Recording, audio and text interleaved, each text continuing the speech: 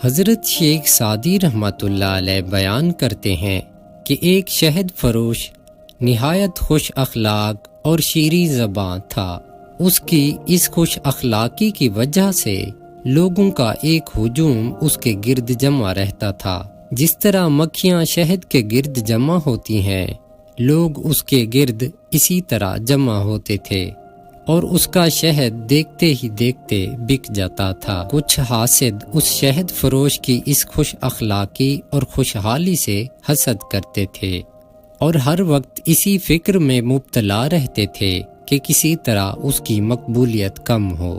ایک دن وہ اپنے ان ناپاک ارادوں میں کامیاب ہو گئے اور انہوں نے کچھ ایسی سازش کی کہ اس شہد فروش کی خوش اخلاقی اور شیریں زبان تلخی میں بدل گئی، اور اب جو بھی گاہک اس کے پاس آتا وہ اس سے بد کلامی کرتا اور اس کے ساتھ جھگڑا کرتا۔ اس بد کلامی اور بدتمیزی کا یہ اثر ہوا کہ اس شہد فروش کی گاہکی ختم ہو گئی، اور نوبت یہاں تک آن پہنچی کہ اس کے پاس کوئی گاہک کھڑا نظر نہ آتا، حالانکہ اس کے پاس لوگوں کا ایک ہجوم جمع ہوتا تھا۔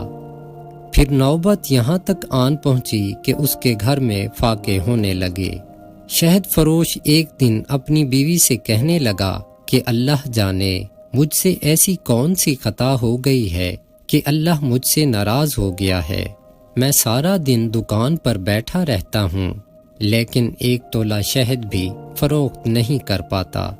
اس کی بیوی نے جواب دیا کہ پہلے تیرا اخلاق اچھا تھا اور تو ہر ایک کے ساتھ شیریں گفتار تھا، اب تیرے رویے میں فرق آ چکا ہے اور تو پہلے جیسا خوش اخلاق نہیں رہا۔ پہلے ہر شخص تجھ سے بات کر کے خوش ہوتا تھا اور دیگر شہد فروشوں کو چھوڑ کر تیری دکان پر آتا تھا، اب یہ تیری بد کلامی کا اثر ہے کہ لوگوں نے تیرے پاس آنا چھوڑ دیا، اور تیری اس بد کلامی نے ان کے دلوں میں ایسی نفرت پیدا کر دی ہے کہ انہیں تیرا شہد بھی کڑوا محسوس ہوتا ہے۔ ناظرین و سامعین، حضرت شیخ سعدی رحمۃ اللہ علیہ اس حکایت میں بیان کرتے ہیں کہ تجارت اور معاملات زندگی کو احسن طریقے سے انجام دینے کا بہترین طریقہ خوش اخلاقی ہے۔